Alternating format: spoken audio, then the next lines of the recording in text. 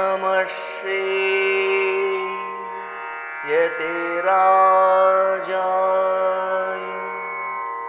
विवेकानंद सूरये सच्चित् सुख स्वरूपाय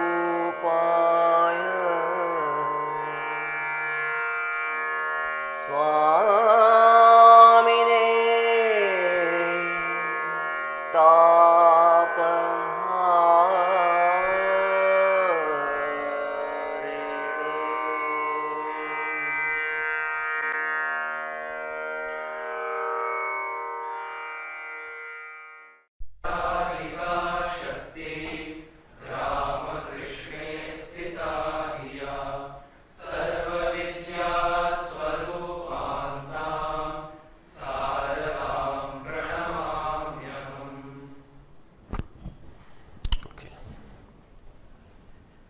How many of you are MA students and how many of you are research students?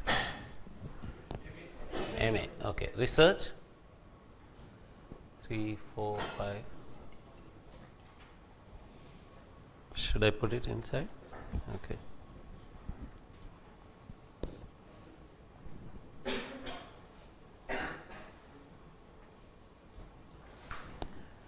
This particular session is being organized for mostly keeping research students in mind. It doesn't hurt for MA students to also to attend, because MA is the gateway for research courses. So you would also be able to understand. MA is anyway supposed to be taking you to the last border before you enter into research. So usually we don't treat MAs as a gateway to research. We usually end up with MA and leave the university and go, but the purpose of an MA is to make you the master of the discipline in such a way that you are almost about to enter into research, into finding some new things in the field. So nevertheless, MA students also can dwell into the topics that we are going to discuss now. The same topic has been discussed in Nagpur workshop, which Swami Japasiddhananda was also attending. Now it is a very big problem in all the Indian universities where we are researching our Indic topics like Shastra topics and so on. One of the things that happened in my own university is there was a boy, not a boy actually, at that time I was also young, so my student was of my age, one Srinivas. He was earlier a rock music performer, a modern pop music performer, but due to some reason he wanted to get some voice culture training in Mumbai. He went to a voice trainer there. There he found from the voice trainer that his voice was no longer suitable for singing rock music, Western music. Then he felt so depressed that he wanted to commit suicide. He went to the ocean in Mumbai. While walking towards the ocean, he saw an ISKCON bookshop, footpath bookshops they maintain, right? There he found the book Bhagavad Gita as it is and got interested in it. Gradually went inside ISKCON, got almost converted into an ISKCON person, went to Vrindavan, got completely transformed into a bhakta, a Krishna bhakta. He came back to the university. By that time he already had this UGC JRF cleared. You know that UGC JRF? He cleared that and he got admission into PhD there. He was a theatre student, MA theatre. Earlier he was a BTech student. From BTech he shifted to MA theatre arts. and he registered for PhD. But this time when he came back, he was with a dhoti and a new dress, ISKCON dress. And when people asked him, what is your PhD topic? He said, Krishna as absolute rasa. Everyone in the university got completely shocked. What is this topic? Krishna as absolute rasa? How can Krishna be rasa? And that too absolute rasa. And how can that Krishna, God, be a PhD topic? And when the topic went for, in the university there are systems like Board of Studies, Academic Council, various levels of approval of this PhD topic, it went. And at every stage everyone was saying, what is this topic? What is this topic? Krishna is absolute rasa. This is a highly religious topic. This should be a topic for a pravachana, for a Swamiji. But it's not a PhD topic. And there was a huge crisis inside the university administration. Then people said, there is one guy who is a crazy fellow who is in the cultural department. He can handle this boy. They sent him to me. I told him, see, whatever you want to say in the form of that title, Krishna as absolute rasa, please say. But don't say in that language. Krishna as absolute rasa should not be the topic. You should title it as if, currently the PhD topic has been finally at the time of submission, we titled it as the comparison of self in modern theatre and the Leela theatre of Vrindavan. Comparison of self. The word self, I don't know whether you know or not, it's such a popular topic in postmodern literature. And the word self is used in sociology, a contemporary social science discipline. The word self is used in psychology as a modern psychological term. And the word self is so political actually. It is a highly political term in cultural studies, in postmodern literature and all that. But self is our term also. Self is Atman, translated into English becomes self. So I thought this is a good strategy. We should use the word self and say we are comparing various selves. And we titled it that way. And I told him, see, now as it is, you cannot articulate any of these things. For that to happen, you should study all these things. Psychology, for example, how the word self is used there.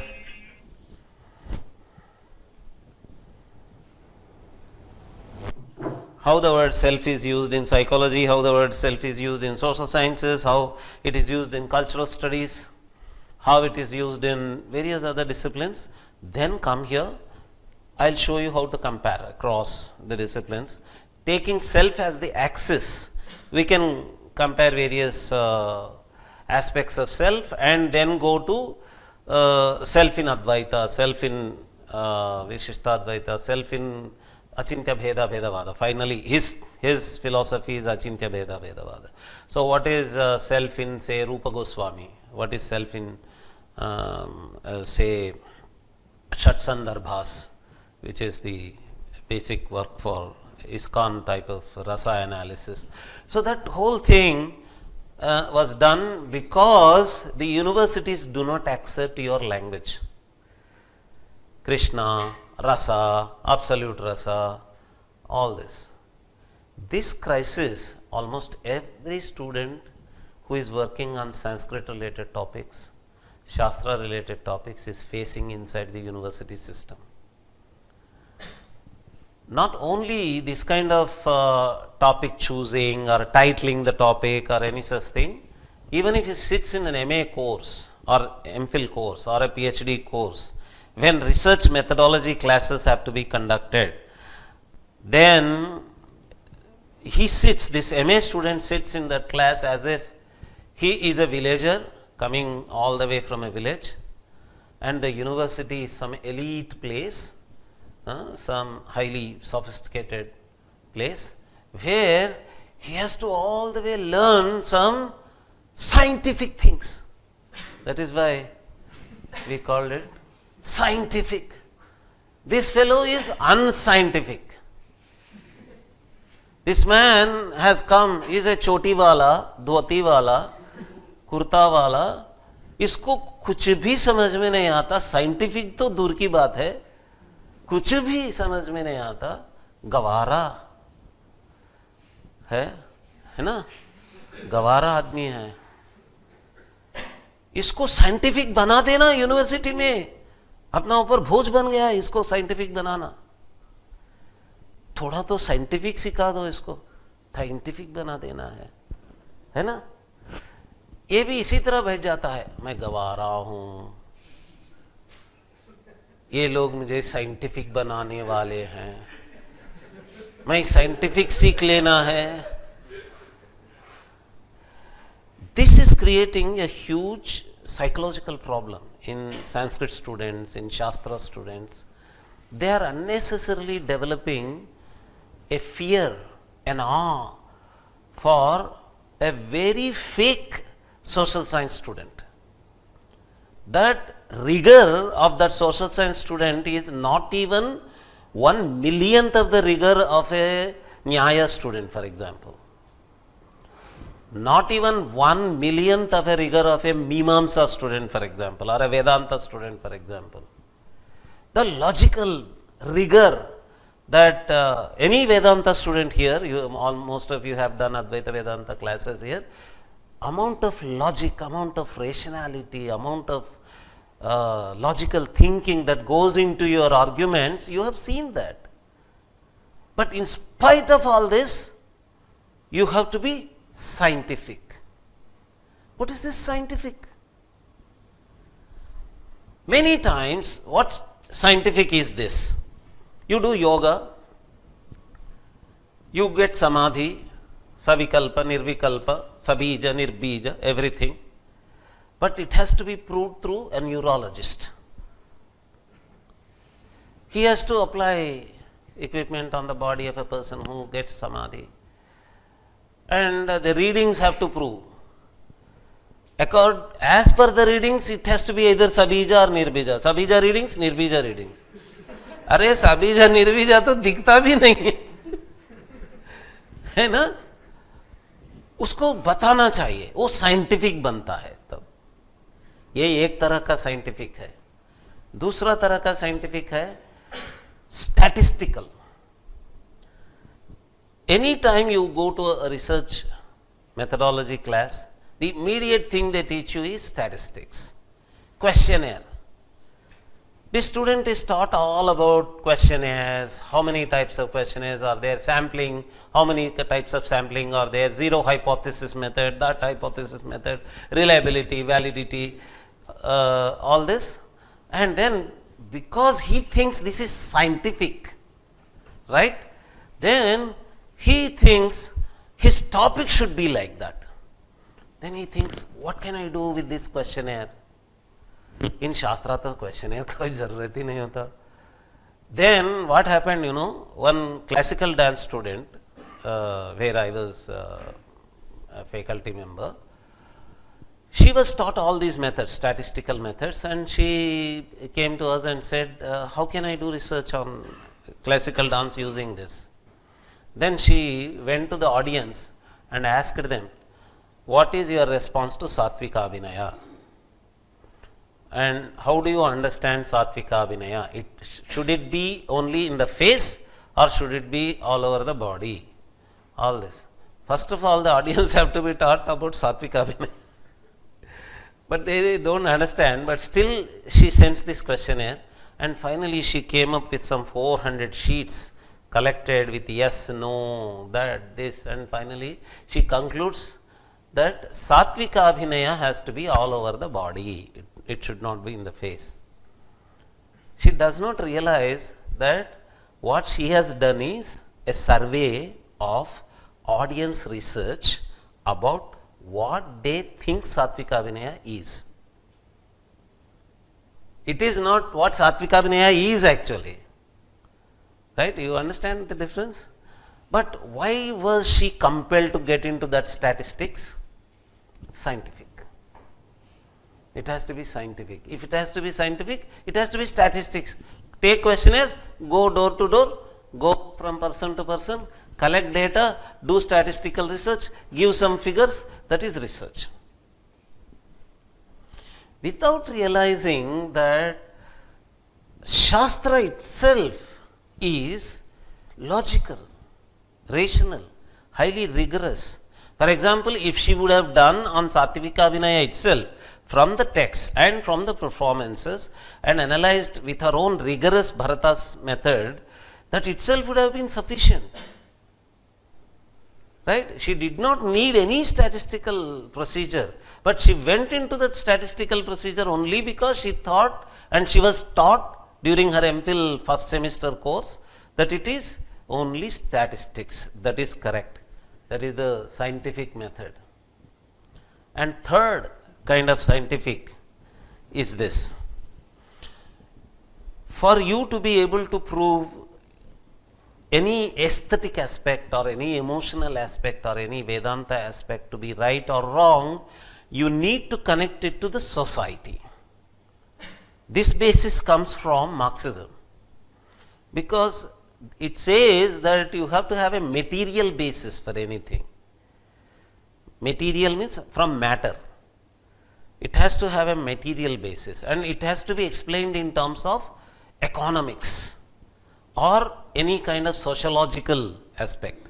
Then only it is scientific.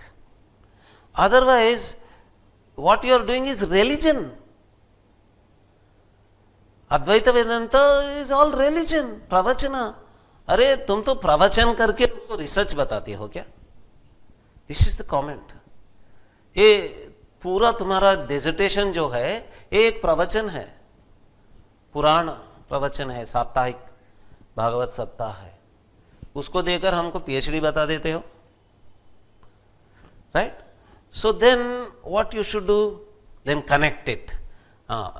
During the time of Bhagavata, what is the time of Bhagavata? What is the time of Bhagavata?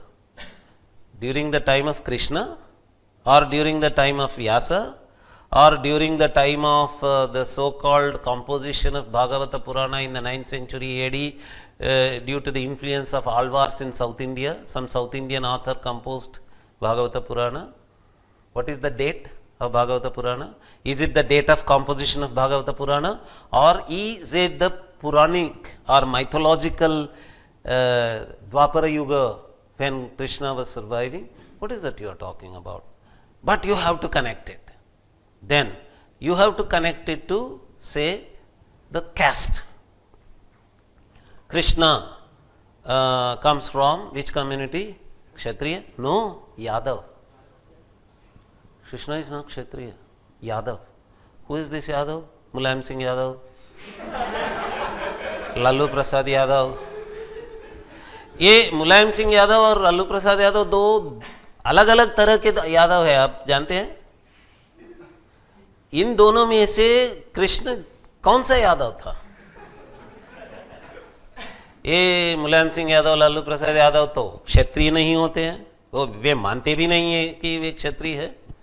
Krishna तो क्षत्रिय था. अलग अलग जगहों में भागवत में मिलता है कृष्ण आज्ञाराधन किया है, संध्या वंदन भी किया है.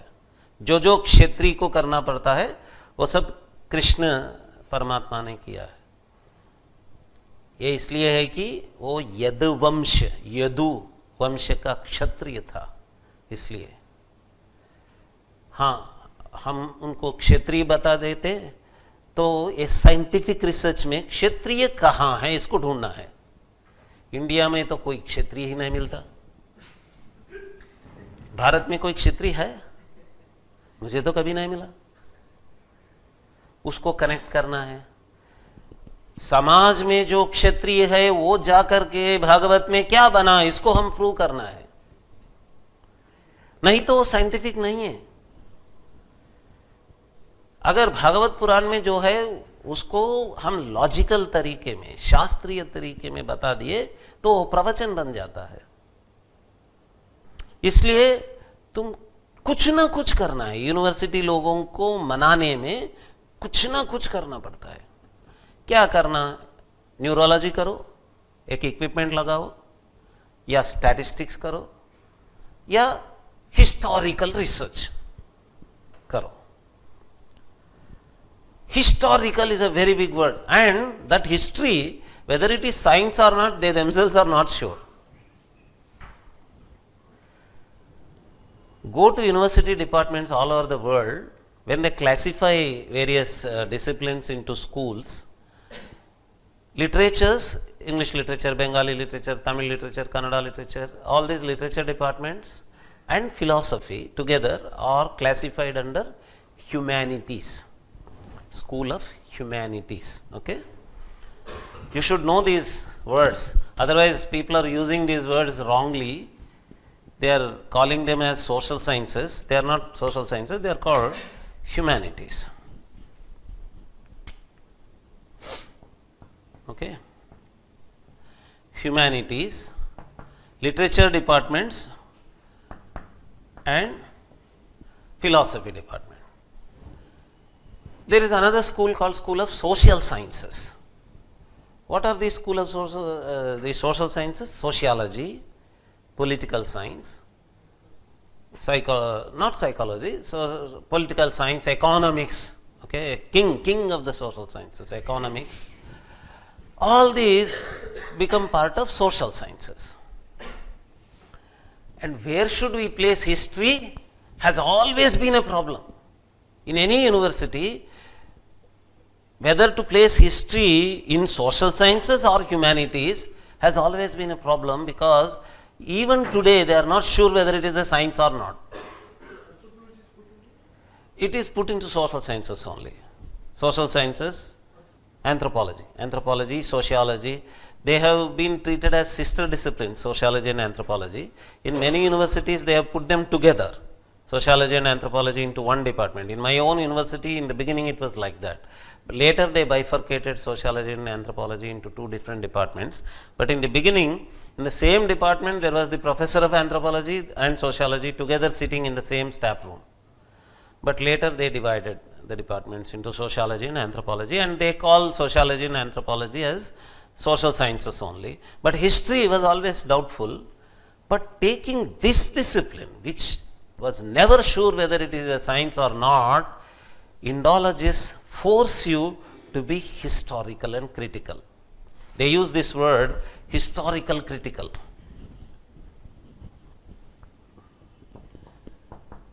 If you go to Indology circles, the word they use is historical critical. So whenever you say something from a Shastric point of view, their immediate retort is, this is not historically critical. You are not bringing the date. You are not bringing the date of the author or date of what has been said and all that. So you are unscientific, right? Because you are not historical. So implication is, if you are historical, you are scientific. Remember, all of you, they are not sure whether history is science or not. Because what is history? There is a saying about history that history is always a subjective painting, never an objective photograph. History has always been a subjective painting, never was it an objective photograph. Because what is history? You take certain facts, call them evidences, connect them, create a narrative out of it, story out of it. And the story you create out of those facts or evidences is as per your wishes.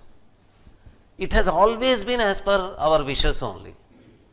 For example, during the British time, the kind of history that was being done was called colonial historiography.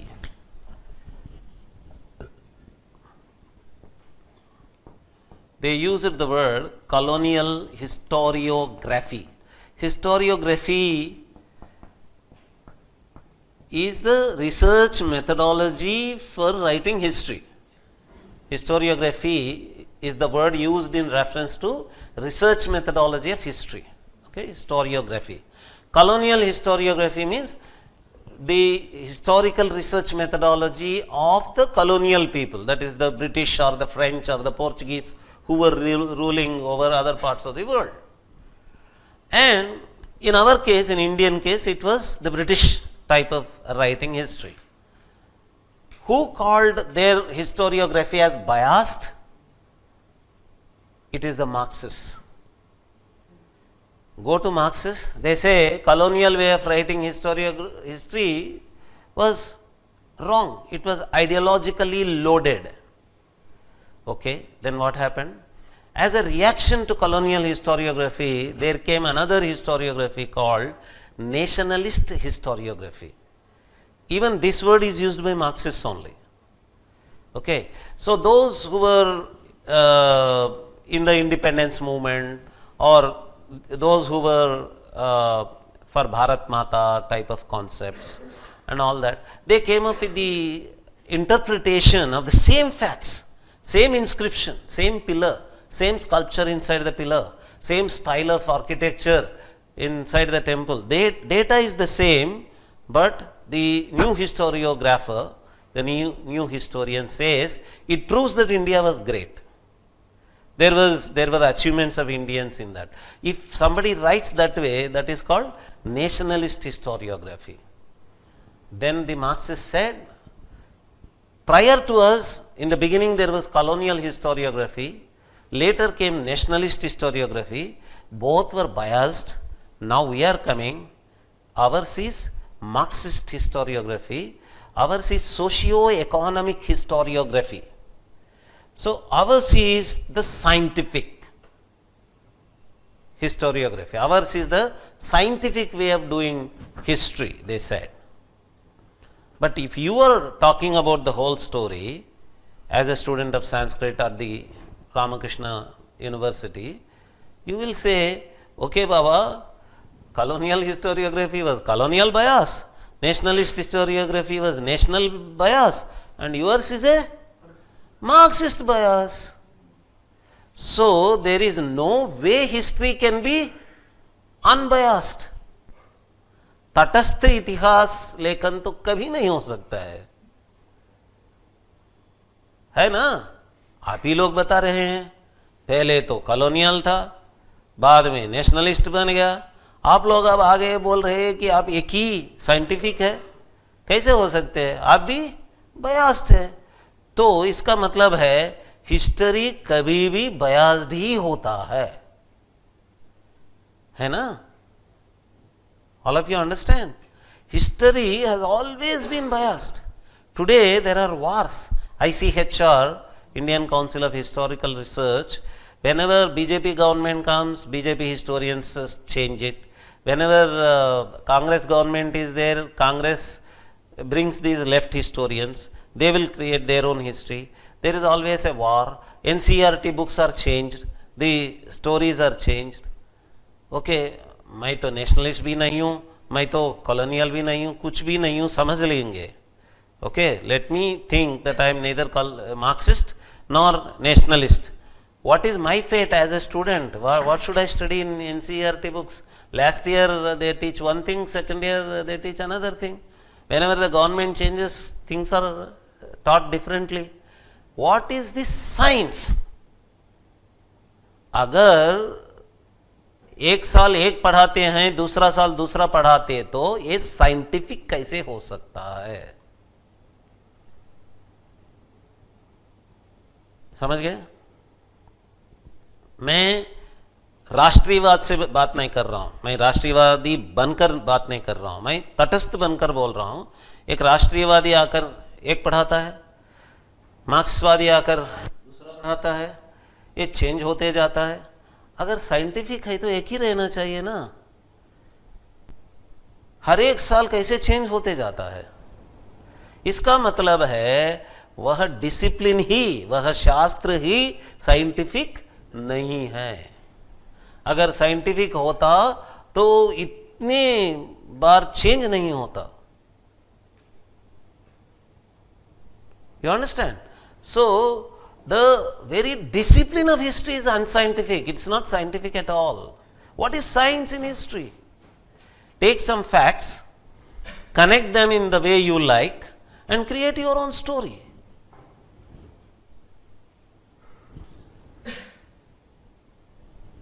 Okay? You understand what I am saying?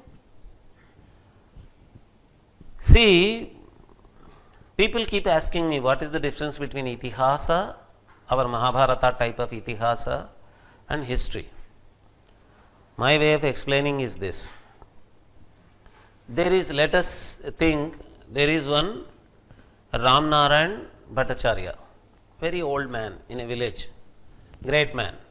He was always doing donations, dana, dharma, and he was well known in the village. People used to respect him.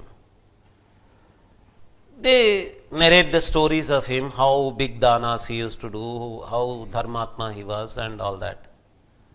Historian goes to that village and he wants to do research on the same Ram Naresh Bhattacharya, and he goes and sits in the house where this Bhattacharya used to sit and collects the fecus, excretion of this man, and then sees that this man was a non-vegetarian. From the fecus, some non-vegetarian material has come out. He says, all of you all the time believed that Ram Naresh Bhattacharya was a pure vegetarian, but he ate non-vegetarian. And he collects some thread pieces from the house and learns that he was not wearing the kind of dhoti that you all believed. He was wearing the dhoti that was made in Chittagaon, not Navadvip. Okay, big discovery. And he comes up with all the information, publishes a book, big research article, scientific research article. ये scientific में क्या होता है? Fecus collection. उसमें से निकालना कि ये क्या खाया था, कब खाया था,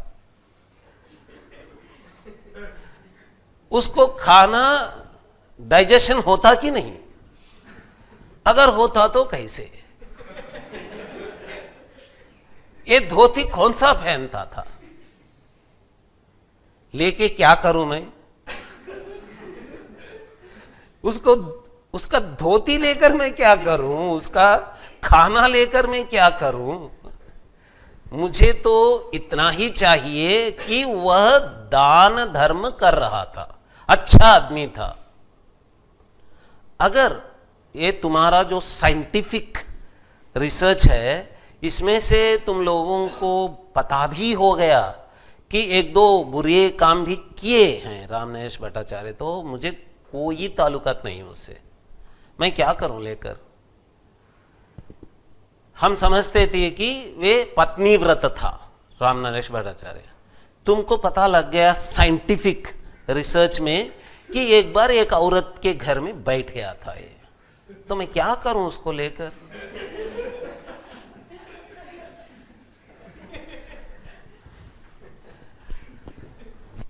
मैं तो नहीं बोला कि वो पत्नी व्रत था इसलिए मैं उसको पूजा कर रहा हूं, मेरा निष्ठा तो यही था कि वो दान धर्म कर रहा था, दानवीर था, इतना ही है ना। मुझे ये दानवीर का जो स्टोरी है ये इतिहास है, ये फीकस का जो स्टोरी है वो हिस्ट्री है। अगर कोई आपसे पूछा कि हिस्ट्री और इतिहास में क्या फर्क है, इतना ही है, हिस्ट्री शिट कलेक्शन है,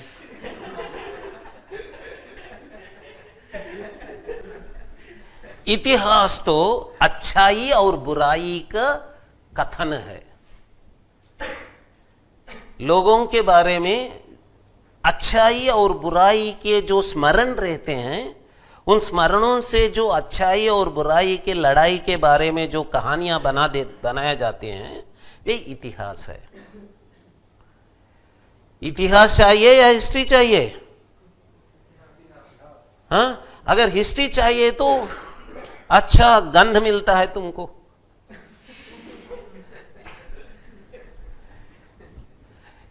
अगर इतिहास चाहिए तो सुगंध मिलता है। अच्छाई और बुराई का सुगंध मिलता है, अच्छाई का विजय। कभी भी अच्छाई का विजय ही होता है उसमें, है ना? इतिहास ऐसा रहता है। इतिहास बनाए गए थे कभी पुराने जमाने में, मगर इतिहास तथ्यों के ऊपर बनाया गया या नहीं, मुझे कोई ताल्लुकात नहीं है, मुझे कोई दिलचस्पी भी नहीं है उसमें। उसमें क्या तथ्य है, क्या तथ्य है, क्या तथ्य है? अभी वो तथ्य मिलने वाला ही नहीं है, क्या करोगे? उस तथ्य के लिए पीछे पड़ोगे, एक धागे के पीछे, एक मट्टी के पीछे, एक थोड़ा कोई कोड़ी के पीछे। वो टूटा हुआ कोड़ी मिलता है, उसको लेकर ये कोड़ी कहां से मिला था, क्या करेंगे उसको लेकर, है ना? ये साइंटिफिक है। You understand? ये साइंटिफिक के पीछे पड़कर ये इंडोलॉजिस्ट हमको बताते हैं, हम हर रोज उनसे झगड़ा करते रहते हैं, बताते हैं कि हम हिस्टोरिकल क्रिटिकल नहीं है। ये क्रिटिकल क्या है भाई? हिस्टोरिकल तो समझता हूं, क्रिटिकल क्या है इसमें? क्रिटिकल तो हम लोग हैं, हर रोज पूर्व पक्ष करते हैं, हर रोज खंडन करते हैं, हर रोज सिद्धांत करते हैं, हम लोग क्रिटिकल है। तुम्हारे में क्या क्रिटिकल है? तुम कभी किसी को क्रिटिसिज्म किए हो क्या? पूर्व पक्ष किए हो? कुछ भी नहीं करते हो। हम तो हर रोज वाक्यार्थ करते हैं। हम क्रिटिकल ही है, हमको क्रिटिकल क्या सिखाओगे, है ना? हिस्टोरिकल और क्रिटिकल दोनों बनाना है हम लोगों को, और साइंटिफिक बनाना है ना? यूनिवर्सिटीज में साइंटिफिक के नाम पर ये तीनों तरीकों का इम्पोजिशन किया जा रहा है हमारे ऊपर, उसको रगड़ रहे हैं, थोप रहे हैं। They are imposing this on us in the name of scientific. They are asking us to do neurological research. In BVP, Sri Rakesh Das ji attends a BVP mailing list. There is one professor from Harvard, our own man, Indic man only, he has got great respect for our Indic studies. But every time he says, neurological studies of Panini's Ashtadhyayi. What is neurological study of Panini's Ashtadhyayi? How do you study Panini's Ashtadhyayi neurologically? Why should you study? Why is he doing this neurological every time? Scientific. It has to be scientific. Scientific का मतलब neurology करना है क्या? He did neurology of rasa. रसा तो रसा ही है, मिलना है रसा, उसके बारे में न्यूरोलॉजी क्या करोगे? Neurology of everything. This we are doing because we want to be scientific every time. It has to be a physics equipment. It has to be a chemistry equipment. There has to be a measurement for it. It has to be measurable. It has to be quantified. It has to appear on an ammeter, on a voltmeter. It has to show, ammeter has to show the amount of current. Voltmeter has to show the amount of EMF or voltage, the potential difference. It has to show, and that figure has to be visible, and all waves have to come, those figures have to come. Then it is objectively verified. Okay, this is called objective verification. Then only whatever happened to you can be acceptable. Is this the way all sciences are being done? Actually, no. For example, Freud is hyped so much, Sigmund Freud is hyped so much, Freudian, all this Jeffrey Kripal and all that, what did he do? He used Freud to talk nonsense about Ganesh or Ramakrishna Paramahansa or whatever. He used Sigmund Freud. That shows that these Indologists are considering Sigmund Freud or Freudian method as scientific. What is the scientific of Sigmund Freud? Did he use any graphs? Or did he use ammeter? Did he use any neurological meters? He theorized. He came up with a theory. He came up with an explanation. And most of his explanations come from his own subjective experience. For some of those subjective experiences, he used even drugs. He used these abusable substances and went into a certain kind of a state and came out with those explanations, whatever explanations he came out with. These are subjective experiences, number one, and based on one's subjective experiences, there is a theorization. For you, that is okay, that is scientific, and you use that and talk about everything. One Robert Goldman, who is worshipped for his Ramayana translation, he worships himself and others worship also. First you have to worship yourself to be a celebrity. So this man, Robert Goldman, is very well known for his Ramayana translation into English. In one of the episodes he says, you know how Hanuman became so big? We know that it is his powers. It is his supernatural powers. But for Robert Goldman and his wife, I think her name starts with S, some Susat Goldman. She, together they wrote in that book that Freudian explanation that Hanuman was observing brahmacharya. Brahmacharya is what? Male sexual energy he was controlling, he was suppressing. So all that male sexual energy that he suppressed for so long, when it was imagined to be, fantasized to be expressed, that was imagined to be a big form of Hanuman. That is how Hanuman became so big. That is the explanation they give. And he says, at the time of observing Ravanasura's wives in Ravanasura's Lanka also, Hanuman, there is Shringara Rasa, because Hanuman was watching the women there. There is Shringara Rasa in that ghatta. Right? How can there be...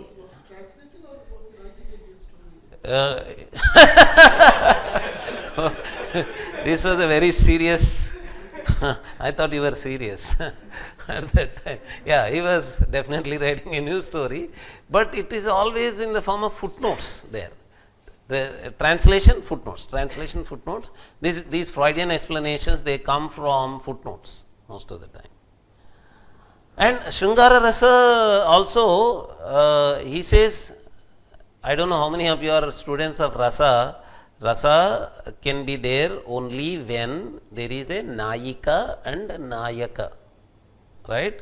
Pratinayakas, women, cannot be Alambana Vibhava for Sthayi Bhava of Shringara Rasa. That is, even if there is Rati, in the Pratinayaka's women or Pratinayaka, that cannot be Alambana Vibhava of Rati of Shringara Rasa, because Sahridaya, who is a Dharmika, Sreshtha Prekshakaha, that is what Bharata uses, always has a Tadatmya only with the Nayaka Paksha, not with Pratinayaka Paksha. Such basics they don't read, they don't understand.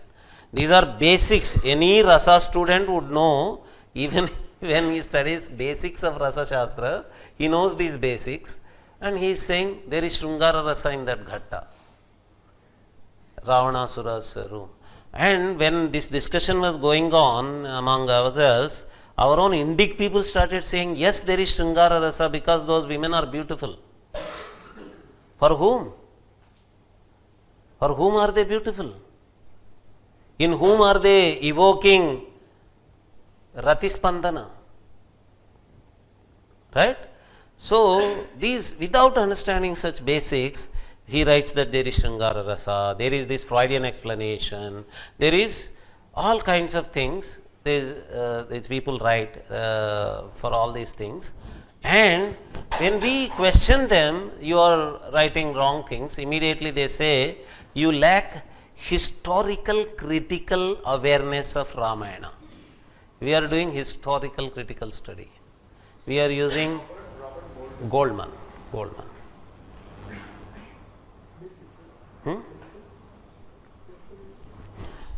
America. He is an American only.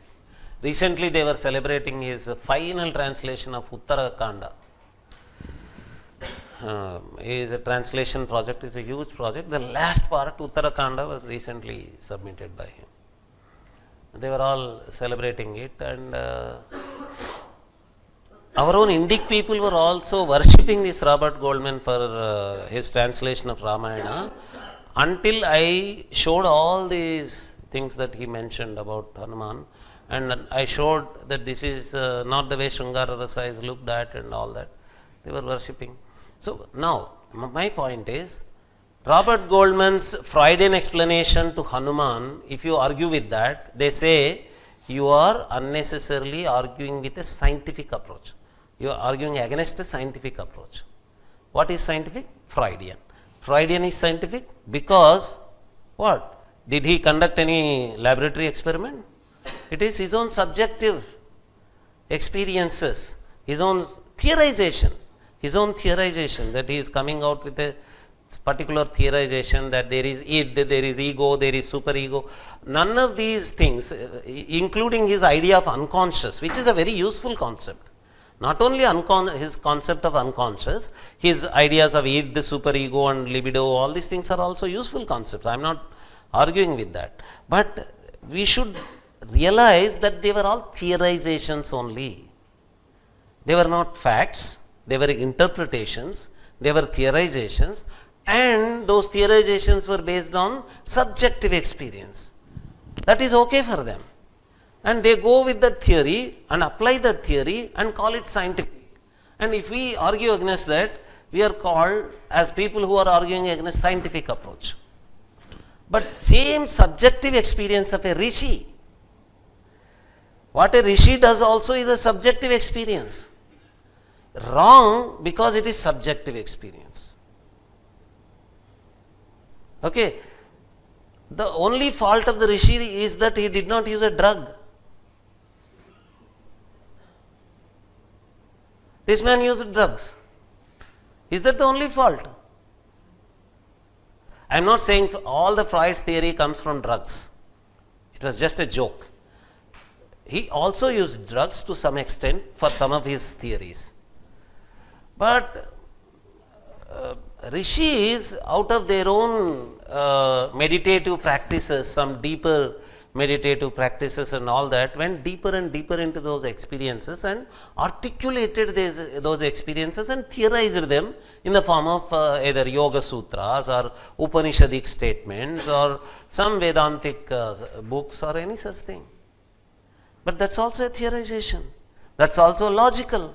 That is also scientific. That is also rational. But for that to be scientific, it has to come from Freudian method.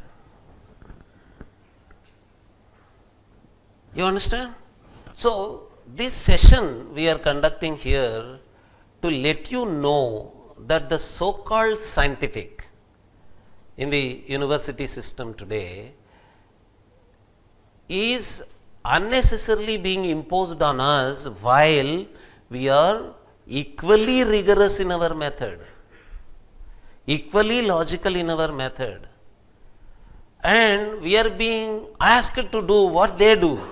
For example, historical critical approach is one approach. It is one way of looking at the past. I think as one of the topics I have listed ways of looking at the past also. On the 21st January, on the Monday, coming Monday, at 6:30 to 8:30 p.m. talk, I am going to talk about ways of looking at the past, various ways of looking at the past. History is not the only way of looking at the past. There is one structural anthropologist, is considered to be the father of structural anthropology, called Levi-Strauss. You know, I was telling you about anthropology, how National Geographic Channel, how tribals, right, to talk about that. The stories similar to our Mahabharata, Ramayana, Bhagavata are there among tribals also, all tribals, all communities of all over the world. There are such stories. Such stories are called myths, M-Y-T-H-S, myths, M-Y-T-H, myth, okay. And my PhD is on that only, how to interpret myths from a Vedic point of view. It was my topic. Okay, so like all anthropologists, this Levi-Strauss was also studying myths, and he makes a statement that if you go to a tribal community which believes only in mythology, in myths, and tell them that your story is not correct, history is the right story, and give them the whole story as per history, he says, Levi-Strauss says, that tribal community will respond to you saying that, oh, that is modern man's mythology.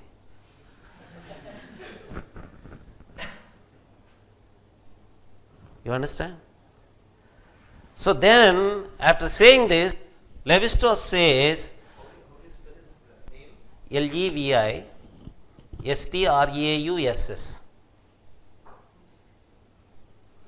Two different words, Levi-Strauss. Okay. So there is a jeans company also, Levi-Strauss. That Levi-Strauss is different from this Levi-Strauss. This Levi-Strauss is an anthropologist. That Levi-Strauss is a businessman.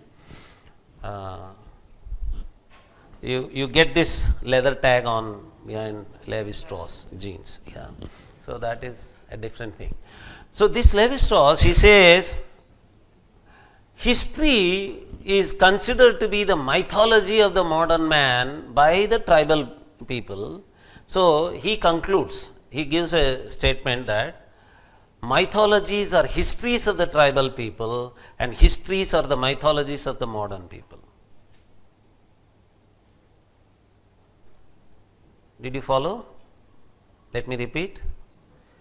Mythologies are histories of the traditional people, the tribal people. Tribal people means myself also. I am also a tribal man. I am a Hindu tribal man. I am a Vedic tribal man. I also believe in mythology, so I am a tribal man. I also believe in mantras, so I am a tribal man. Don't hesitate to call yourself tribal. Being tribal is great. Okay? Believe me, being tribal is very great. Okay? We are all tribals because we believe in mantras, we believe in mythologies, we believe in everything that a tribal believes. अरे चोटी रखना भी tribal habit है, हम सब tribal ही है ना?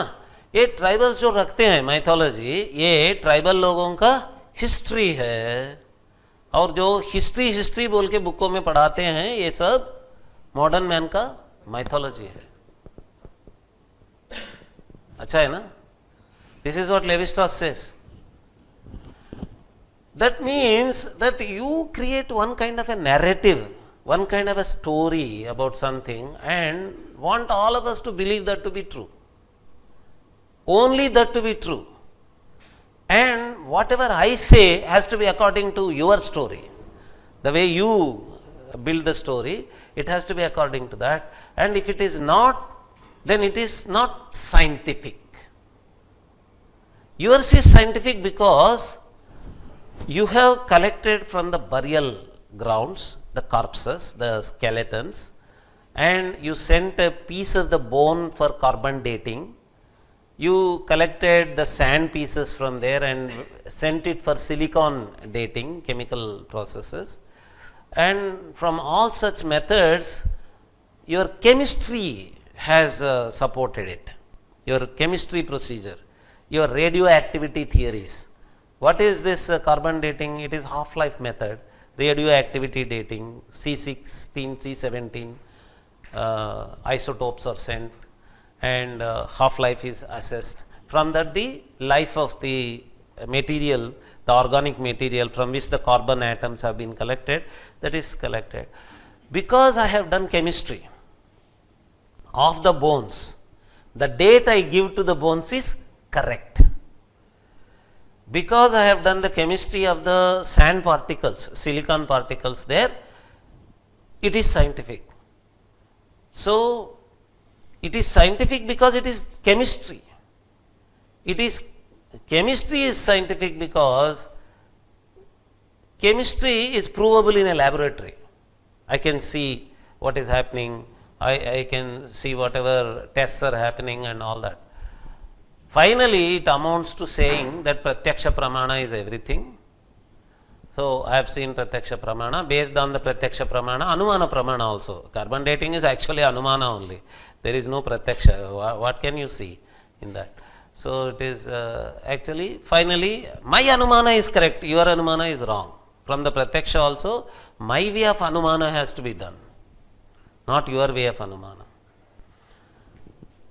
You understand? So, what we should do in future is to say that scientific is not required. Why should scientific be required? For example, there is an economics theory, elasticity of demand, let us say.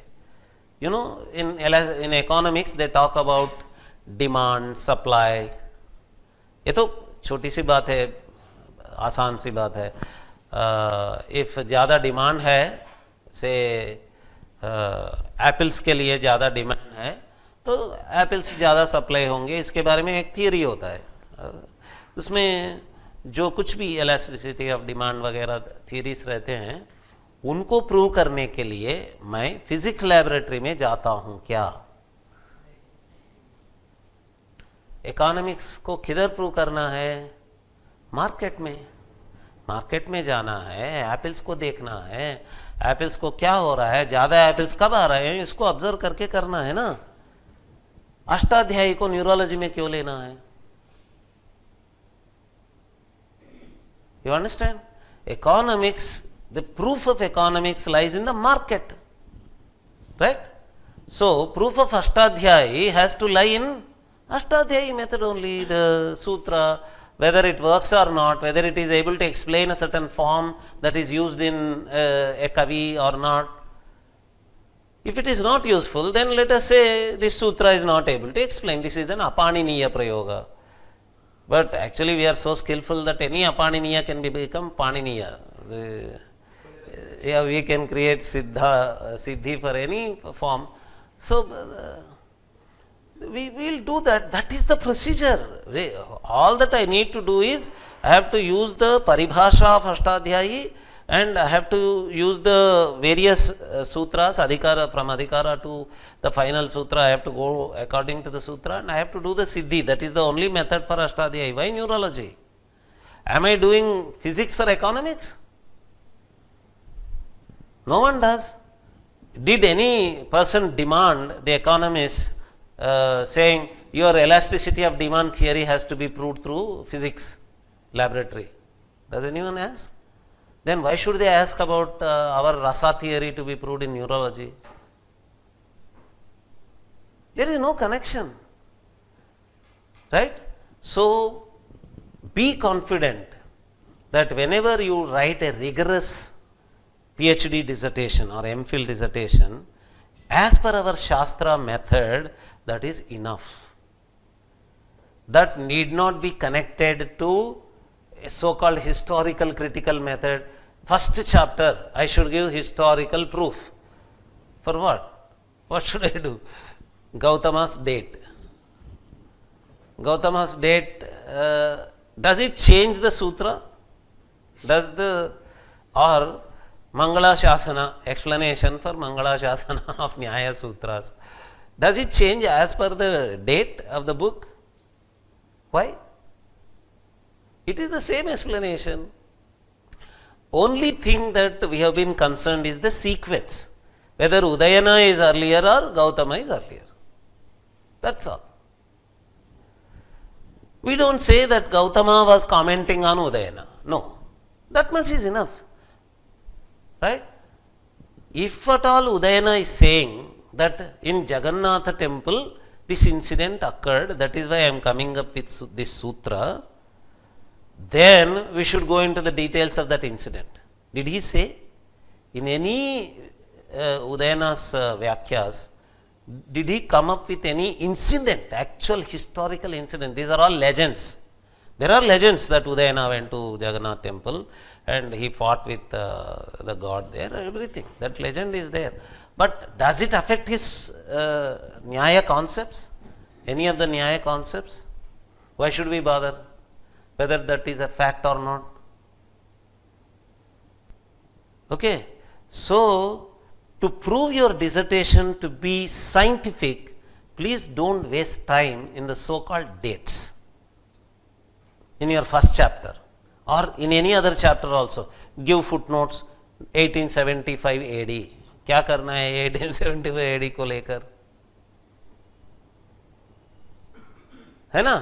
ये जो argument हम कर रहे हैं, पूर्व पक्ष जो कर रहे हैं, इसको अगर हिस्टोरिकल क्रिटिकल मेथड से, डेट से मतलब है तो करेंगे, अगर नहीं है तो भी क्यों उसके ऊपर थोपना है? डेट देना है, डेट देना है, क्या डेट देना है? दे के भी क्या करेंगे डेट लेकर? अगर मेरे डिसर्टेशन में डेट ही नहीं है तो रॉन्ग डिसर्टेशन है. You understand? Please don't fall trap. Don't get trapped into the unnecessary demands from those people. If I am interested in historical critical method, then I will go into historical critical method. That is a different thing. If I am interested in the date of Panini, I will go into the date of Panini. In what way does the date of Panini help me? There are people like Professor Madhav Deshpande who will be interested in the kind of language that is being covered by Panini. That comes from a date, that comes from a region. He wants to prove that that is the kind of language that is being covered. But is that the way Panini has been used in the tradition? Did anyone bother whether that was a northwestern Sanskrit that was being covered by Panini or anything like that?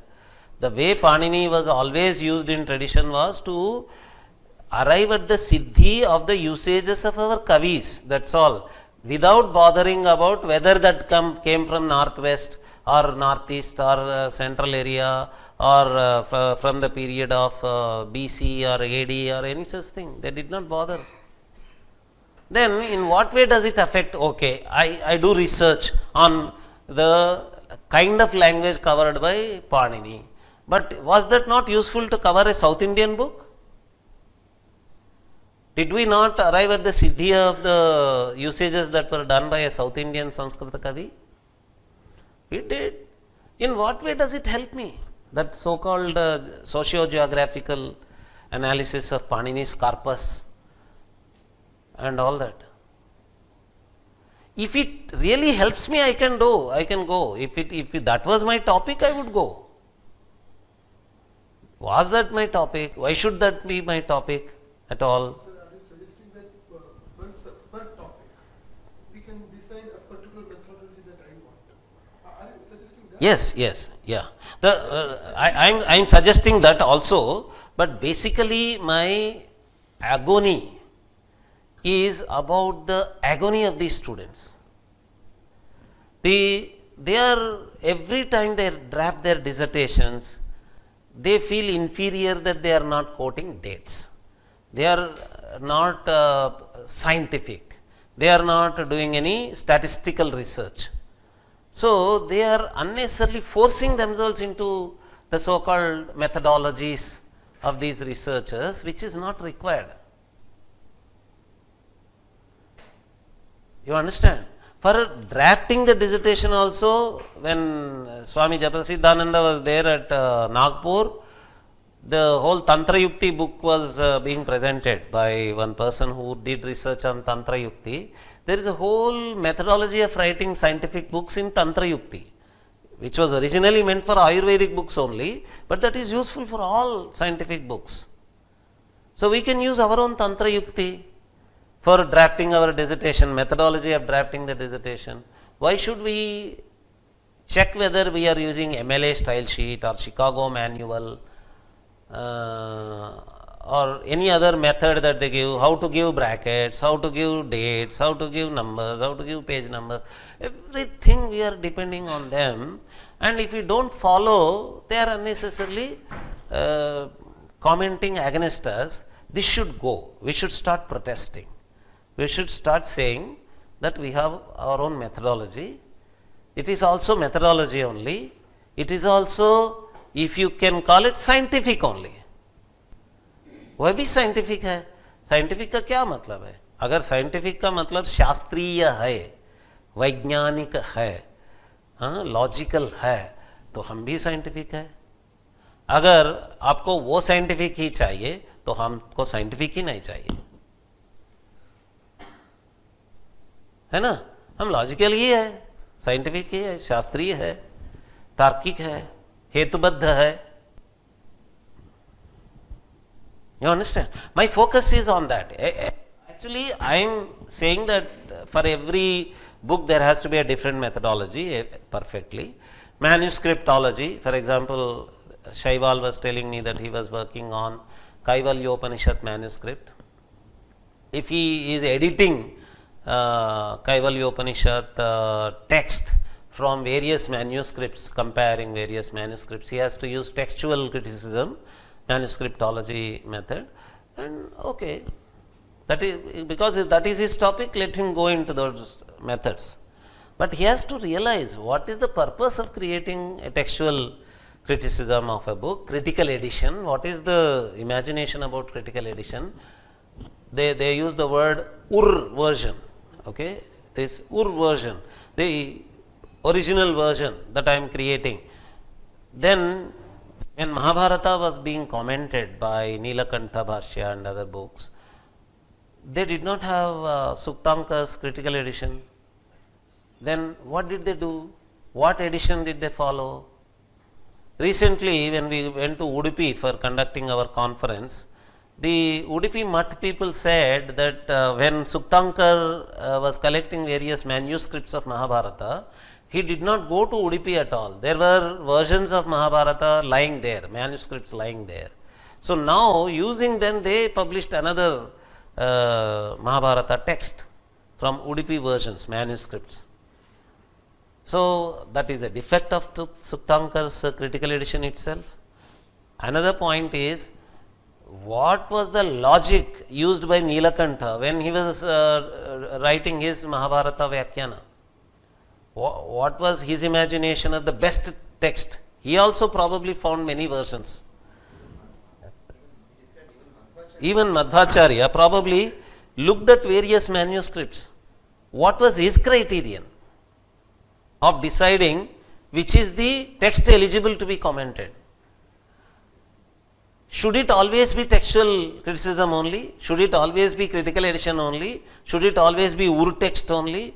There can be many other criteria of deciding which is the most eligible text to be commented, right?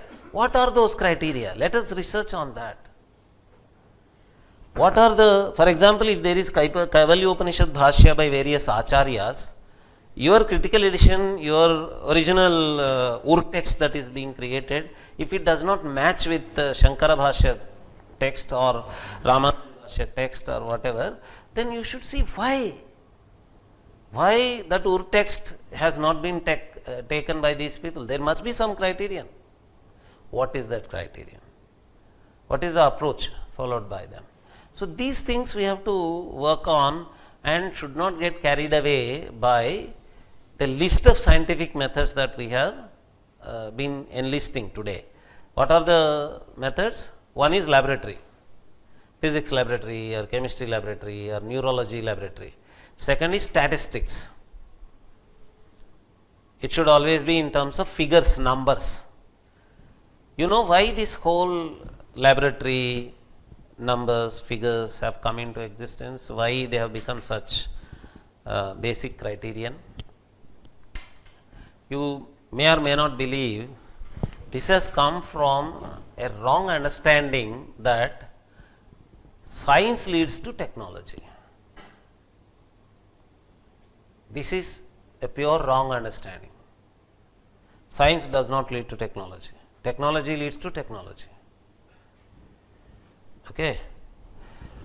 Let me tell you, there is a proverb in English, necessity is the mother of invention. Right? Technology is invented, not discovered. Science is discovered. Science is always in the form of theory, and these theories are discovered, they are not invented. Technology is invented, and necessity is the mother of invention. That is, technology comes from necessity, human necessities. It does not come from science. The biggest illusion we have is that technology is the application of science. No. Science can explain principles of nature just as it can explain principles of nature that are there in nature, it can explain principles of nature working in technology also. Explaining a principle of nature is different from creating technology. What is explaining? Sir, please wake him up. Yeah. Good, good, good. Don't worry. Good sleep. Was I visible in the dream?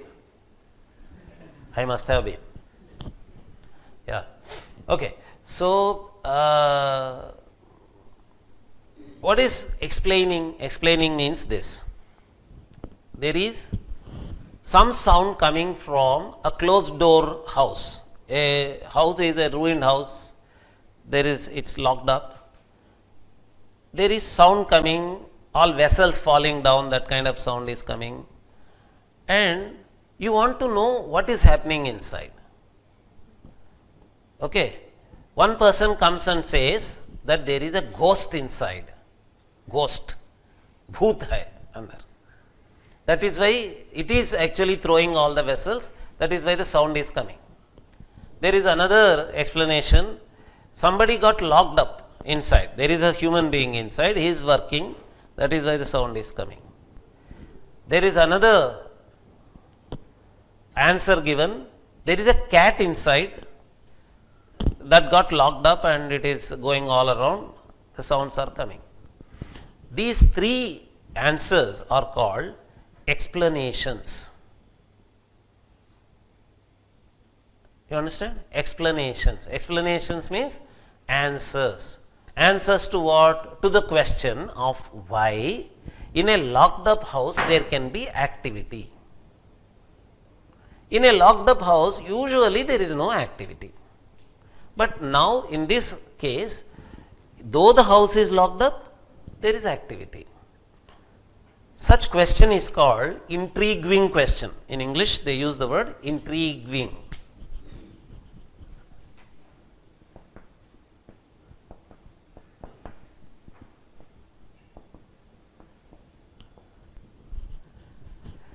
ये कैसे हो सकता है?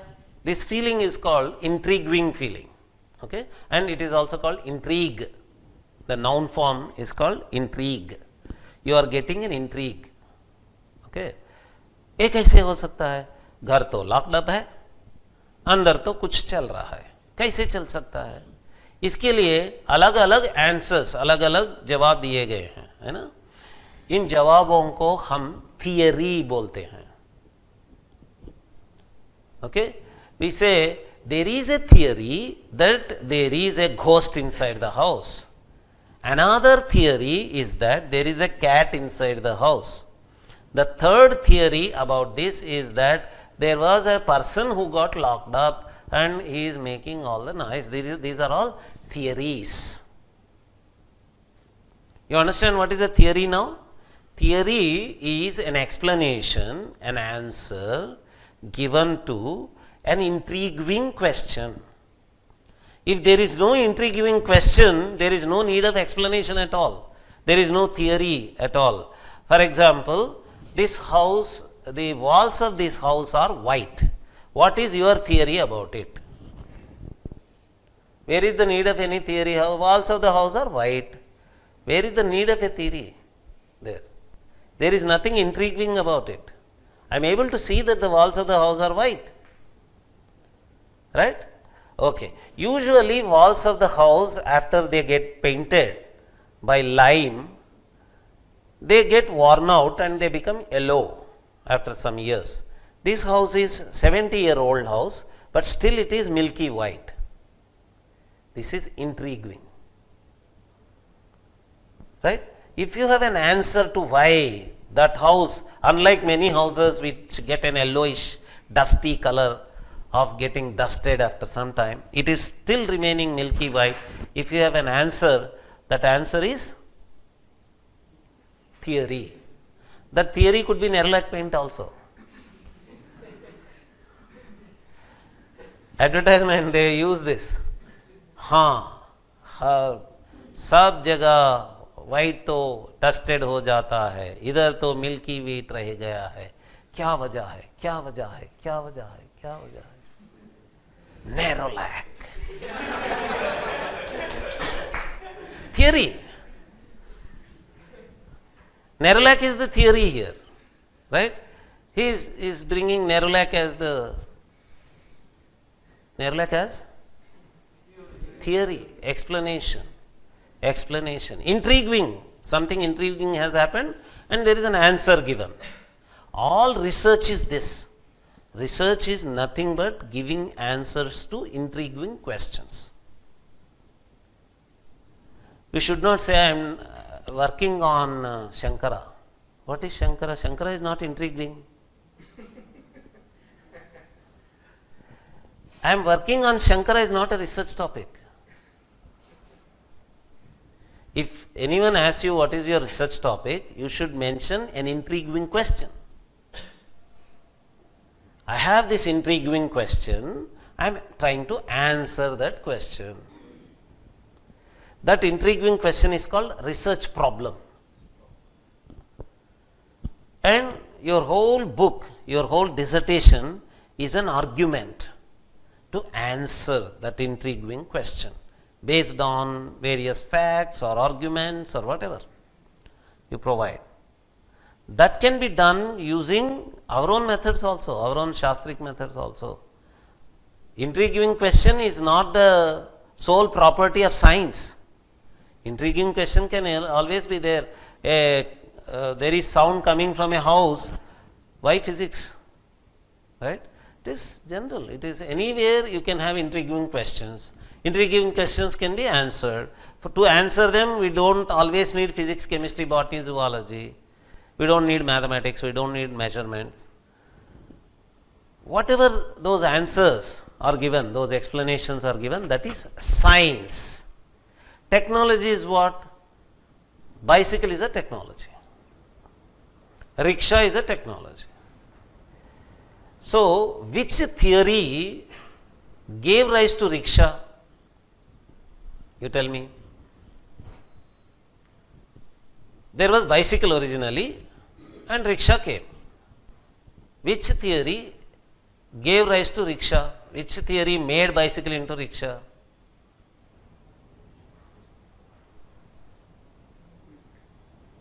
No theory. No theory can make a bicycle into a rickshaw. A bicycle is made into a rickshaw when one feels that if I add one more wheel here, I can put somebody to sit there. Originally on the cycle also there was a carrier. That carrier size was very small. So to put a bigger carrier, what should I do? Even a cycle shop fellow can imagine, feel it and put it. and that comes. And in India we are जुगाड़ people. Through जुगाड़ तो हम क्या क्या बना नहीं सकते हैं. रिक्शा भी एक जुगाड़ है ना, बना सकते हैं. इसमें से क्या क्या अभी बनाते जा सकते हैं. Technology breeds technology, not science breeds technology. But you can explain rickshaw using a theory. For example, center of gravity. Why there is more stability in a rickshaw? The area of base has increased. Originally, the area of base is very small. In bicycle, center of gravity was falling through the small area. Now, center of gravity is passing through a bigger area. That is why greater stability. We have created more wheels for that purpose. This is an explanation. This explanation did not create rickshaw. You understand the difference? This explanation only explains. This theory only explains why rickshaw is more stable than a bicycle. You understand what I am saying? So, why this illusion of science created technology created respect for science is, today all our respect for science is because of our respect for technology. Today we are all happy, we are able to use these lights, we are able to use air conditioners, we are able to use everything that we are able to use, even the microphone that we are able to use, this technology, we are happy about that. We are grateful to it, we respect it. And then because of our illusion that this technology is given by science, we develop a respect for science also. You understand what I am saying? And then because of that respect we develop for science, what is the science? Then we get the names physics, chemistry, neurology, all these things. And then we think that everything in the world has to be proved according to those sciences, to those basic sciences. Okay? Many Ayurvedic doctors keep asking me, what is the reason why Ayurveda has become alternative medicine while it was originally the mainstream medicine? Logically, Ayurveda was the mainstream medicine. English medicine came as an alternative to it in the beginning. Right? So, logically, historically, English medicine had to be alternative medicine. Ayurveda had to be mainstream medicine. Today, situation is reverse. English medicine is the mainstream, Ayurveda is called alternative medicine.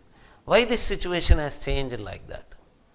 Then I keep telling them that it is all because of our respect for this technology. Because we are respecting our bulbs, we are respecting our railway vehicles, trains, our aeroplanes and all that, then we have developed respect towards all the culture from which they come. English medicine is part of that. We have developed respect for English medicine also because it comes from that kind of background. So, this is a false understanding of the relation between technology and science. Simply because the technology that you are using is useful to you, you should not consider the science that you think is related to that also to be very great. Okay? Physics, chemistry, botany, zoology, neurology, all these things to be very great. Or even statistics for that matter. Statistics can be useful. For example, you want to do poll surveys, exit polls. There is no other way. You have to use statistics only. You have to do market survey for a product. There is no other way. You have to do market survey only using statistical methods. Correct? But for proving Kalidasa right, I don't need statistical methods. Or to understand Kumarasambhava's explanation of, say, for example, relation between Shiva and Vasanta or Shiva and Kama, I don't need statistics. That is what we should realize. We should realize that our topic does not demand the so-called scientific methods. If any examiner, your MPhil or PhD examiner asks, I did not see any date in your book, this has no historical critical method, what is your answer? Sir, my research topic does not demand any historical critical method. If your examiner asks you, you could have used the statistics, questionnaire, then your answer is, sir, my topic does not demand any questionnaire, any statistical survey, any quantification of opinions. I am not working on audience response to Raghuvamsha. I am not working on that. If I would have been working on audience response to Raghuvamsha, I would have taken Raghuvamsha to 1,000 people and I would have asked all of them, what did you feel? Actually, can you do audience response to Raghuvamsha? For you to do statistical methods, the sample should be very big. That is, the whole data, the whole corpus itself should be very big. How many people actually read or understand Raghuvamsha? To how many people can you give that book and say, what is your response, what is your response? You can do audience response to a theatre, for example. Go survey all of them, what is your opinion, how did you respond, you can do. Because 500 people at least are sitting in a hall every day, like that for a week, you can collect say 5,000 people, take a sample of them, study audience response. There is audience response research also. If you are interested, you can do that, but that is not your topic and you need not force yourself into such topics. Simply because those topics look mathematical, quantifiable, there are figures given, graphs are given, and say for example one of your friends gives all statistical graphs and graphical representations about Kalidasa topic, and you have done wonderful work explaining how a complex rasa situation is managed by Kalidasa. Actually, if you study Kavyas, you will see that all Kavis have taken only complex rasa situations. All reality is always complex only. The theories of rasa or anything, they are idealizations, they are simplifications of the complex realities. So, there is no simple Sringara rasa situation anywhere. There is always Sringara Shanta, there are complex such situations. So, if you are able to handle that, if you are able to bring a good explanation for that complex situation, that is a good research only. But your friend's book has graphical representations, pie charts, bar diagrams, histograms. Your book does not have, but your book has wonderful explanation of the rasa situation. Which book is great? Which book is great? You don't want to answer? Your Kalidasa's rasa explanation or this graphs book? Kalidasa's rasa explanation, because that graphs book is absolutely useless for Kalidasa. In what way Kalidasa can be explained through statistics, through pie diagrams or bar diagrams or those charts? Okay? You understand? So, don't be fascinated. Don't be fascinated by those books. There will be, the title will be Kalidasa, there will be graphs.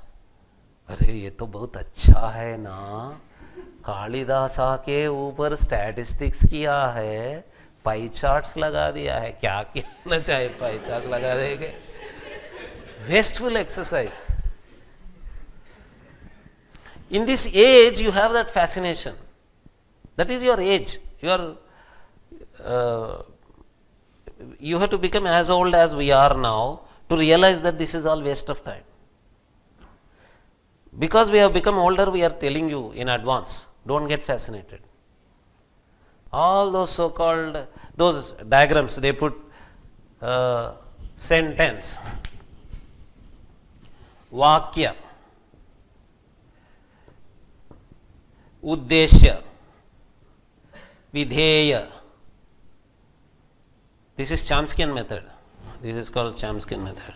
Uddeshya, Videya. And उद्देश्य में क्या होता है? नाम, आख्यात. आख्यात तो उद्देश्य में नहीं हो सकता है, विधेय में हो सकता है. उद्देश्य में नाम में क्या हो सकता है? विशेषण, विशेष्य. विशेषण कितने तरह के हो सकते हैं? गुणवाचक, संख्यावाचक. ऐसा चार्ट्स लिखते जाओ, ऐसा ट्री डायग्राम. अरे कितना अच्छा लग रहा है. क्या किया है? कुछ भी नहीं किया है उसमें. वो डायग्राम तो अच्छा दिख रहा है, ट्री डायग्राम तो दिखने में बहुत अच्छा है. कुछ भी नहीं बोला है उसमें. ये बोल रहा है कि एक वाक्य है. है ना? Don't get fascinated.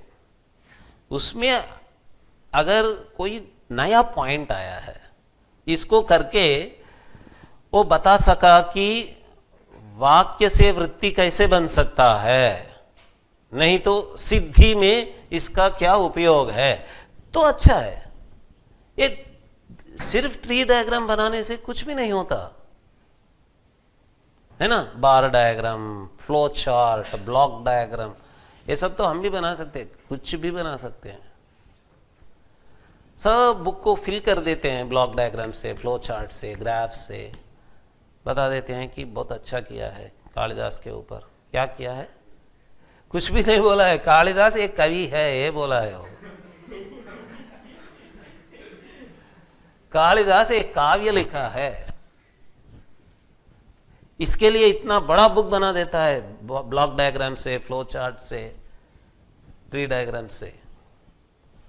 जाके देखिए क्या है आपका पॉइंट, क्या है, पूछिए उनसे. मेरा पॉइंट ये है कि कालिदास एक कवि भी है.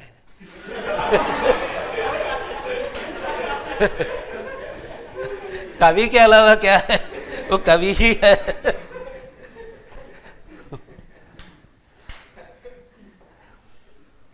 You might not have seen these examples. We have seen. That is why we are saying, go to library, read those books, those many racks full of books. You go to a book where all these pictures and mathematical representations, statistics, figures are there. You just go through the whole book. Actually, we spend time like that. 3 hours, 4 hours, we read the whole thing. Finally, conclusion is some simple statement like this. And we get so disappointed. What is the whole point?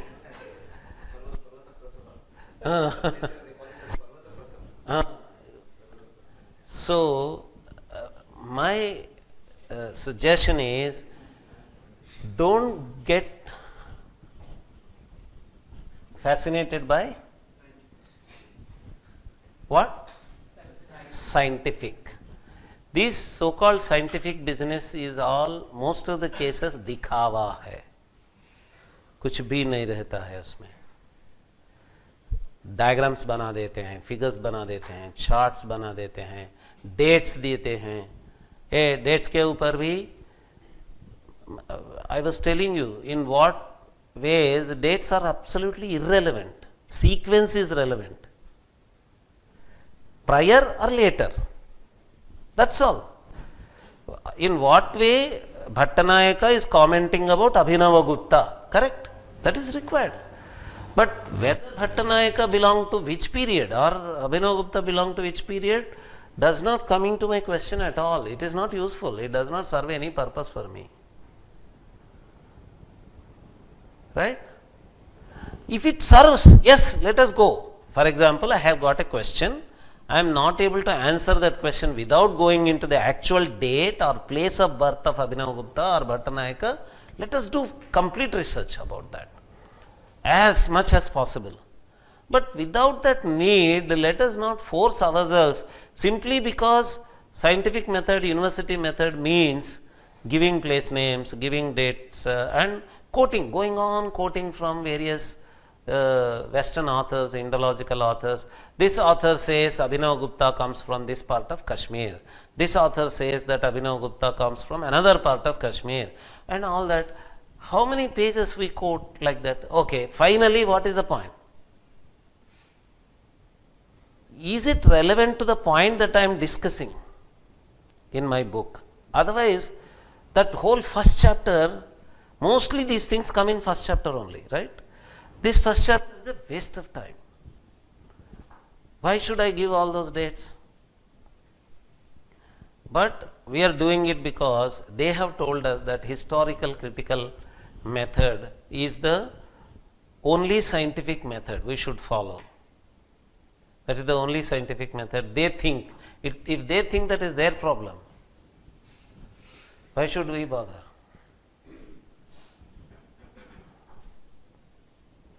Correct? For example, for a Bhagavata Purana student, interesting things are, for example, avatars, right? Which avatara has been explained in what way, in which skandha?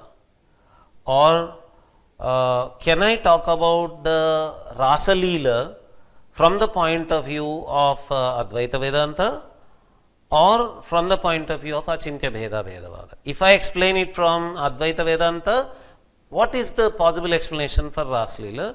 If I explain it from Achintya Bheda Veda, what is the possible explanation for Rasa Leela? These are purely, let me use the word, synchronic questions. If we are not bothered about historical aspects, that approach is called synchronic. Chronos means time. Sim, S-Y-M, sim means same. Sim plus chronic becomes synchronic. Same time, which means that I am not interested in the other side, diachronic. Diachronic.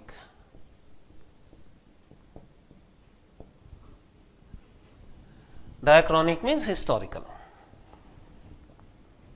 Historical critical method.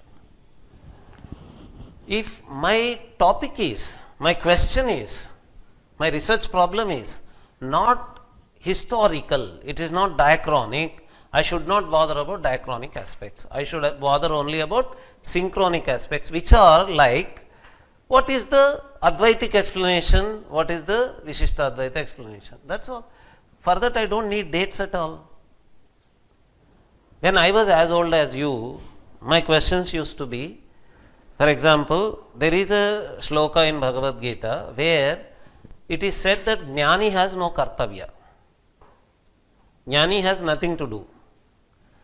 Then I used to wonder, I am an Advaiti. Naturally, I would agree that Jnani has no kartavya, karma is not there, karma jnana samuchaya is not there. But how would have Ramanuja explained the same thing? Because already the shloka is committing to Advaita kind of understanding.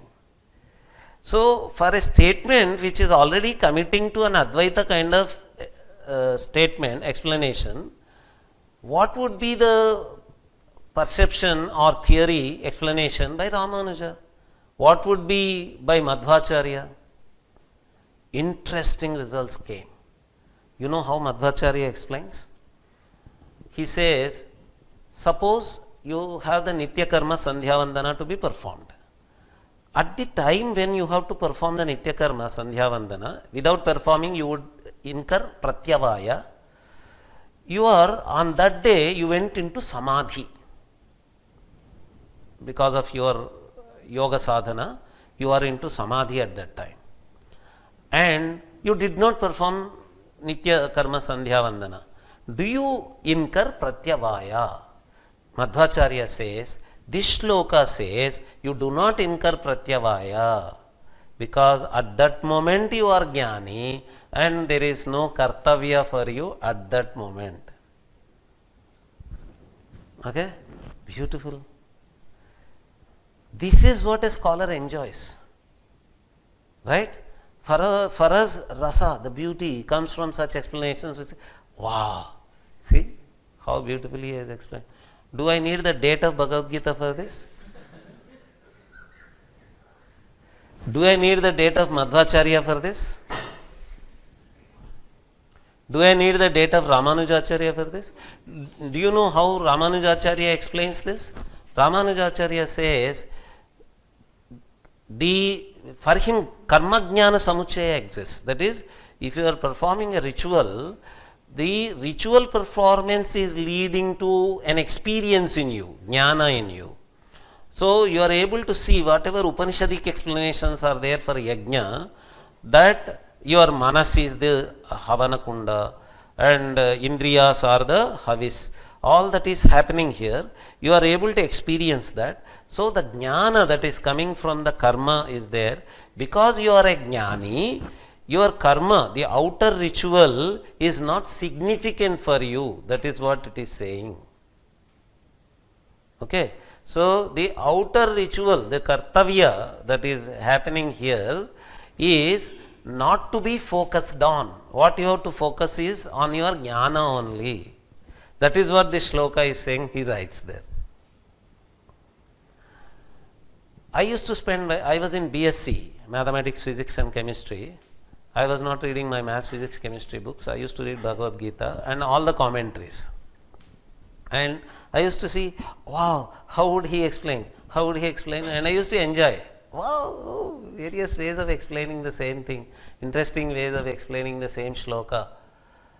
For this, I don't need what? Dates, statistics, physics laboratory, ammeter, voltmeter, all this. You understand what I am saying? So don't get fascinated by such books and don't try to somehow put some kind of such drawings or mathematics or statistics or figures or any such thing. Most of our topics, Shastra topics are, tell me, synchronic. They are not diachronic. Because they are not diachronic, they don't need historical critical method. That is research on dates and places of the authors and all those things. They are not relevant. If they are relevant, we don't shy. We don't shy to do research on history or places or any such thing, but they are not relevant. That is not required there. Our topic does not demand that kind of research. And the topic that we are working on, for example, Rasa or Panini's sutras, how they work or how they do not work, all these things, they do not involve any neurology there. Why should neurology be involved? Because neurology is involved only when, for example, there is a medical aspect of it. For example, somebody is getting tears during rasa, sattvika bhavas. One of the sattvika bhavas, ashru is coming, bashpa is coming. That is sattvika bhava. You have a question, you have an intrigue that why should there be ashru, why should there be bashpa? Usually you don't get this question.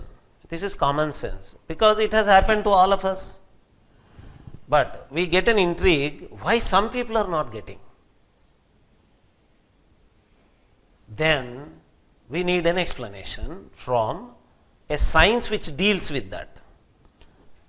Traditionally, that science used to be Ayurveda. Right? For example, there is some Vata dosha in him. At that time, momentarily, there was a Pitta prakopa in him. That is why only on that day he did not get the tears which he was supposed to get. Or wrong tears are there. Mithya bashpa is there. Mithya bashpa is there because it is not rasakrita bashpa. That is not sattvika bhava. Mithya bashpa is a result of vatakrita pitta. It is Ayurvedic explanation.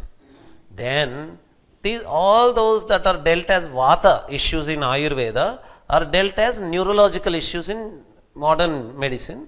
So we might be interested in studying that neurologically. If we want to give a modern explanation, neurological explanation to that, why tears have not come, we can give. Right? One student in IASC Bangalore, when I was talking on rasa theory, came and asked me, can I create tears to robot? You know this movie, Kamal Hassan, Rajinikanth's movie, Yendiran, right? Can we get tears to the chitti? Robo, in that. This is what that IASC Bangalore student was asking me. Then for him, I should be able to give an explanation of what actually happens inside the system. For that, I need to study Ayurveda, why Bashpa comes in the case of Rasa, and then I should connect it to neurology, and then I should be able to help that person how to recreate it through robo, the technology, the electrical technology. Then I require that kind of a study. If that question forces me to go, I should go. But I should not force neurology simply because it is scientific. Simply because people call it scientific procedure. You understand? We are not against neurology, we are not against physics, we are not against chemistry. For that matter, we are not against even dates. Sometimes dates are very important. We sometimes, for example, when we want to understand why Vivekananda did not talk about ecological crisis or environmental crisis or whatever, we generally answer that saying he was in 19th century, at that time this was not the issue, he was not answering that. So, such historical explanations we can always give. Those are necessarily historical questions. Then we will give historical answers only. But why should we unnecessarily force it? You understand what I am saying? Questions?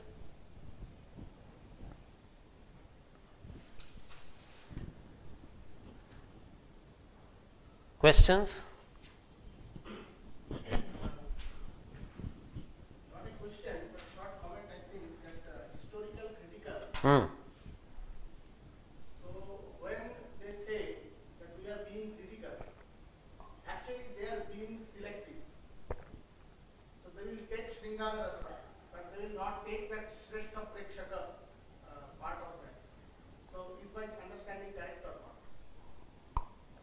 Yeah, your understanding is perfectly correct. Absolutely no disagreement about that. But why they bring historical critical is this. For example, you call something Vedic. Why they are bothered about this Vedic, you know? You will be surprised. In our own country, we consider astrology to be superstition, right? Only astronomy to be scientific. Do you know that in their country, there are practicing astrologers who are earning millions of dollars through astrology? Yes, there are many. Actually, in this Indology list, there is one Martin Ganston who keeps putting questions every time on astrology only, and his questions are also about Vedic astrological books only, Sanskrit books. But every time his contesting is that astrology is our own, our Greek method. It is Hellenistic. They use the word Hellenistic. It comes from Greece. Once I told, if astrology is a superstition, why are you so proud of that superstition? But for them it is a business question. They are earning money out of that. So, if they agree that it is Vedic, they are worried. I don't think it really happens, but they are unnecessarily worried that patent will go to India, intellectual property will go to India. So, it will be called Vedic, the Vedic origins are accepted and all that. Then they will go to this historical critical method. Then they say, in which book Rahu and Ketu first appeared? In which book these eclipses have been first described? What is the date of that book? What is the date of the Greek book? If the Greek book's date is older, it has come from Greek book to Indian book. So now we are claiming that it is the Greek origin. You understand? There they need this kind of the so-called historical critical thing. And when you say, for example, I answered them, we call a certain method Vaidika. Their argument is that it has to be there in the Vedas, in the Veda mantras.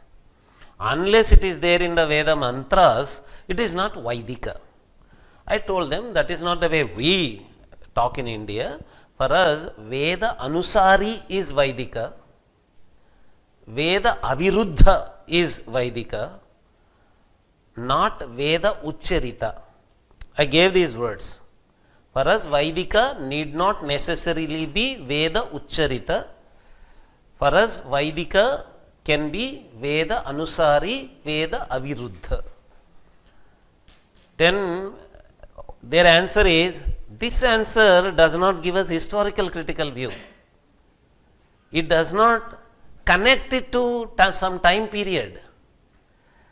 So they say, yeah, we understand that Veda Anusari, Veda Aviruddha, all this is there. But your Modi government is claiming that to be Vedic astrology on the basis of historical critical method only, he says. There are so many slips in this. First of all, what they are showing is the MEA department, Ministry of External Affairs, in that there is a program called Ayush. They show that website and they say that they are talking about it in a historical critical way.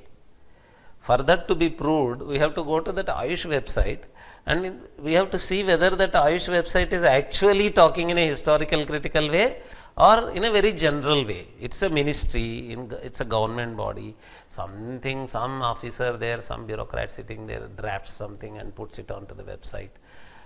And these people say it should not be like that. It's a government website, it is official, there is a stamp there, so it should be historical critical. What is historical critical? Okay, let us imagine that the MEA, Ministry of External Affairs, in its Ayush web page, it wants to have historical critical method.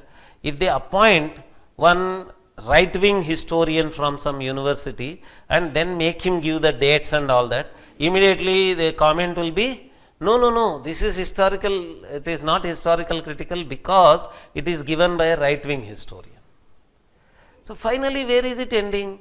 It is ending that whatever we say, the left side say, whatever the foreigners say, whatever the westerners say, if that is represented, that only is historical critical. It ends there. Finally, it comes to that point.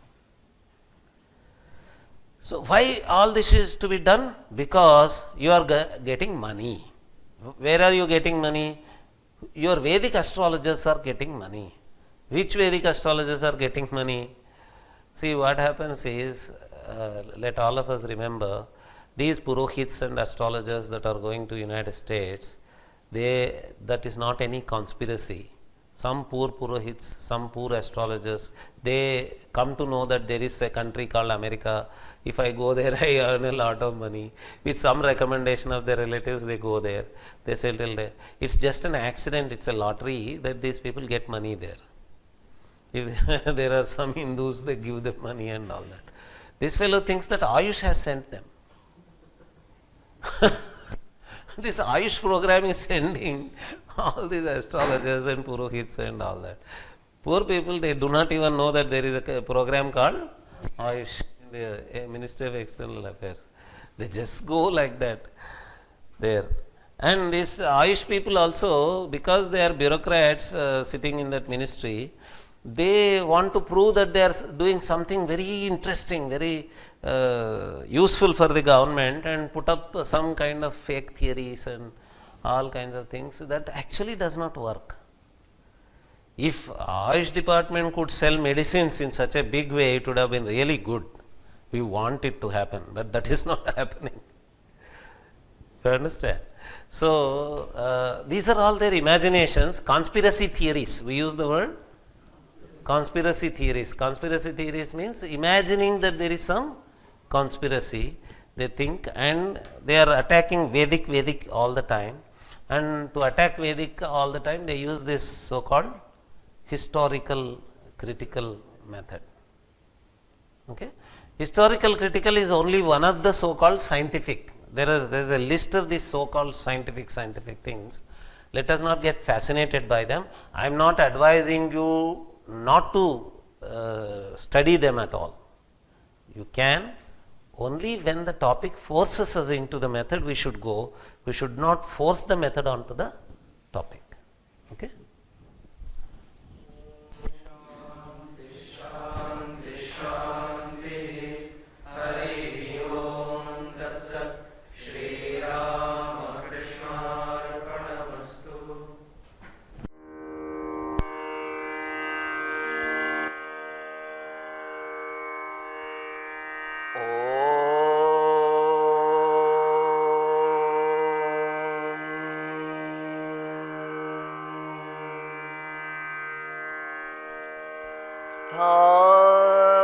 स्थापकाय च धर्मस्य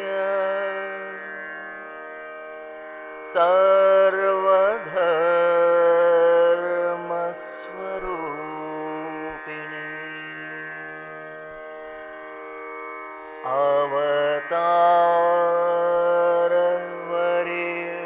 अवतारवरिष्ठाय